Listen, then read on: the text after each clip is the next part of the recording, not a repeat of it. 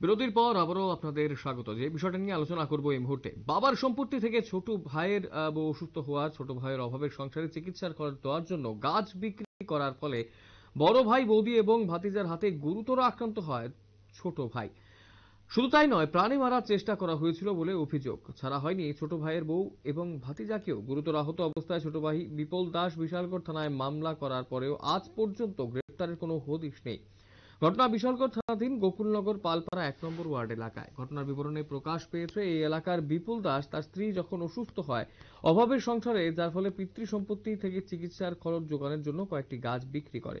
আর সেই গাছ বিক্রি করার সঙ্গে সঙ্গে এই বড় ভাই বিষ্ণু দাস, ভাতিজা অচিন্ত দাস এবং বৌদি রেখা দাস আচমকা হামলা চালায় ছোট ভাই বিপুল দাসের উপর। একটা সময় ছোট ভাইয়ের বউ কিংবা ভাতিজা কেউ বাড়িতে না থাকার ফলে বেধড়ক পিটাই করে বিপুল দাসকে বড় ভাই, ভাতিজা এবং বৌদি মিলে। তার মাথায়, শরীরে এবং বিভিন্ন জায়গায় আঘাত করে রক্তাক্ত করে ফেলা হয়। একটা সময় তার গুরুতর বিভিন্নভাবেই আঘাত করা হয়েছে তাকে। পরবর্তী সময় বিশালগড় মহকুমা হাসপাতাল থেকে তার অবস্থা গুরুতর হওয়ায় জিবিপি হাসপাতালে রেফার করা হয়েছে। গোটা বিষয়টাকে কেন্দ্র করে কি জানাচ্ছেন সংশ্লিষ্টরা, শুনবো। স্যার, আমি গাছ বেচতে গেছি। এবার আমি কারে জিগে গাছ বেচছিলাম, আমরা পিতৃ সম্পত্তি, ঠিক আছে না? তার আগে বাস বেচছে, আমার জানাইছে না। এরপরে আমি গাছ বেচতে গেছি, আমার বাড়িতে এসে মারধর করছে। আমি কারে জিগে গাছ বেচছি।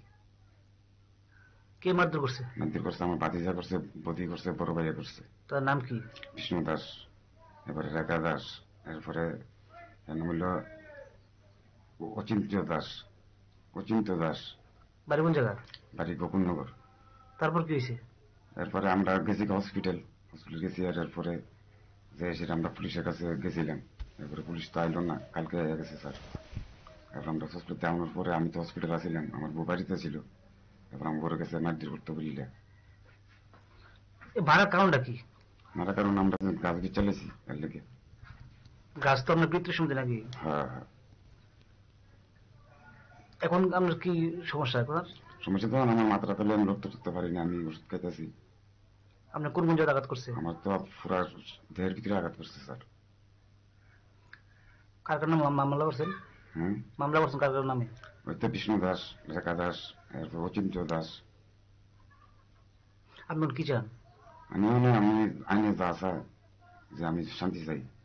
আমি রাস্তাঘাট তো এমনি বাড়িতে আসতাম না। হ্যাঁ, আমি কাজে গেছি গা, সন্ধ্যার সময় আমি বাড়িতে আইসি, আয়া দেখি হের বাবু চিল্লাইতে আছে বড় হইয়া। তখন আমি কিতে হয়েছি, তখন কইতাছে যে আমারে, আমি গাছ দেখছিলাম, তারা গাছ কাটতে হয়েছে, তখন এই আমার বাসন পোতাইয়া এই হের বাবুরে মারছে। এর নাম কি? অচিন্ত দাস মারছে। তখন আমি বাড়ির ভিতরে আমিও বহাবাদ্য করছি, কইরা সেইরা। এরপর আমি হাসপাতাল হয়ে গেছি। কোন জায়গায় আঘাত করছিল? এই তো মাথার ভিতরে, এরপর হাতের ভিতরে, পায়ের ভিতরে আঘাত করছে। তারপর এরপর হের বাবু কইছে পেচ্ছাপের জায়গা তো বলে লাগতে দিচ্ছে। তখন আমি হাসপাতাল হয়ে গেছি। হাসপাতাল থেকে আমি বিশালগড় থানার আমি এফআইআর করছি।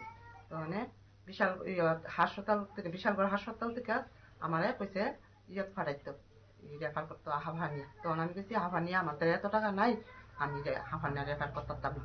কইছে তখন তারা কইছে যে আমি আমার নিজের গাড়ি দিয়া তেলে বিএম লিয়ে যেতাম। কদিন ছিলেন এখানে হাসপাতাল? কদিন ছিলেন?